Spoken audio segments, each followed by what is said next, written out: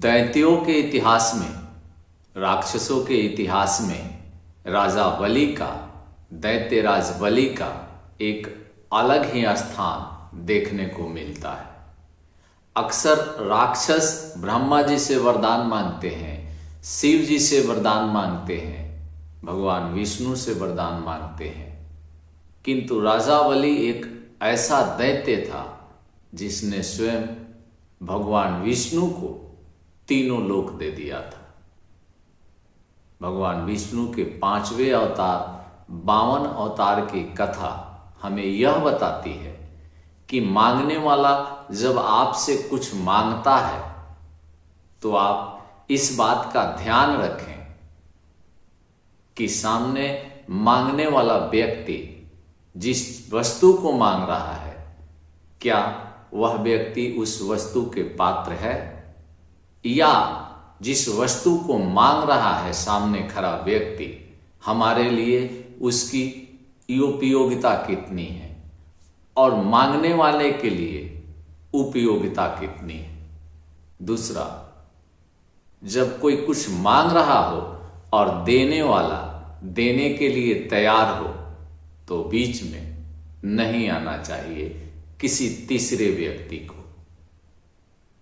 भगवान विष्णु के 52 अवतार में यह कथा मिलती है कि जब भगवान विष्णु एक बावना का रूप धरकर राजा बलि के पास गए और राजा बलि ने उन्हें मांगने को कहा कि हे विप्रवर, हे ब्राह्मण देवता, आप जो चाहे मुझसे मांग सकते हैं, मैं आपको देने के लिए तैयार हूं। धन मांगिए, संपदा मांगिए, जमीन मांगिए, घोड़े हाथी मांगिए, रथ मांगिए, मैं सब कुछ देने के लिए तैयार हूं।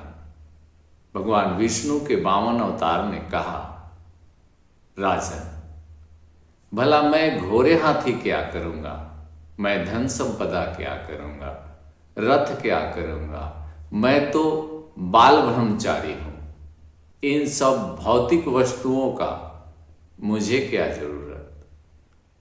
राजा बलि इतना सुनकर हैरान हो गए कि इतना कद में छोटे व्यक्ति कितना ज्ञान रखता है। किंतु असुर के गुरु शुक्राचार्य यह बात समझ गए कि सामने खड़ा व्यक्ति जो कद में छोटा दिखता है, बावना दिखता है, भगवान विष्णु है। शुक्राचार्य ने राजा बलि को बताया कि हे राजन, सामने खड़ा व्यक्ति को आप छोटा कद से मत देखिए, यह व्यक्ति कोई साधारण व्यक्ति नहीं है, भगवान विष्णु स्वयं है। राजा बलि आश्चर्यचकित रह गए अपने गुरु की बात सुनकर और कहे, गुरुदेव, जो स्वयं दाता हो, सबको देता हो, आज हमसे मांगने आए हैं तो भला उन्हें निराश कैसे कर सकता। मांगने दीजिए, क्या मांगते हैं ये मैं दूंगा। भगवान बावन ने राजा बलि को कहा कि हे राजन, मुझे ज्यादा कुछ नहीं चाहिए, केवल 3 पग जमीन चाहिए, और जो 3 पग जमीन, 3 पग मैं नापूंगा और 3 पग में जो भी वस्तुएं होंगी हमारी हो जाएगी। राजा बलि तैयार हो गए। भगवान बावन ने कहा, आप संकल्प लीजिए कमंडल में जल लेकर। जब तक आप संकल्प नहीं लेंगे, आपके द्वारा दिया गया दान अधूरा रह जाएगा। राजा बलि कमंडल ले लिए और जब जल गिराने लगे उस कमंडल से तो शुक्राचार्य उस कमंडल में घुस गए। शुक्राचार्य चाहते थे कि दैत्यराज बलि भगवान विष्णु को कुछ भी न दे, क्योंकि शुक्राचार्य दैत्यों के हितैषी थे, दैत्यों के गुरु थे, दैत्यों के हित चाहते थे। वह कमंडल में घुस गए, अब जल गिर नहीं रहा था। राजा बलि, दैत्यराज बलि जल अपने हाथ में लेना चाह रहे थे, किंतु जल गिर नहीं रहा था। शुक्राचार्य ने अपनी शक्ति से उस जल को गिरने से जिस मुंह से जल गिरता उसको बंद कर दिया था। भगवान विष्णु के 52 अवतार इस बात को समझ गए कि शुक्राचार्य इसमें घुस गए।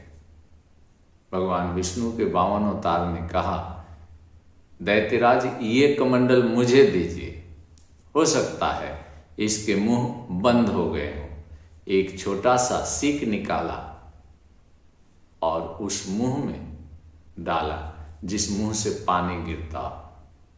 कमंडल के मुंह में सीक डाल करके खरोचने लगे।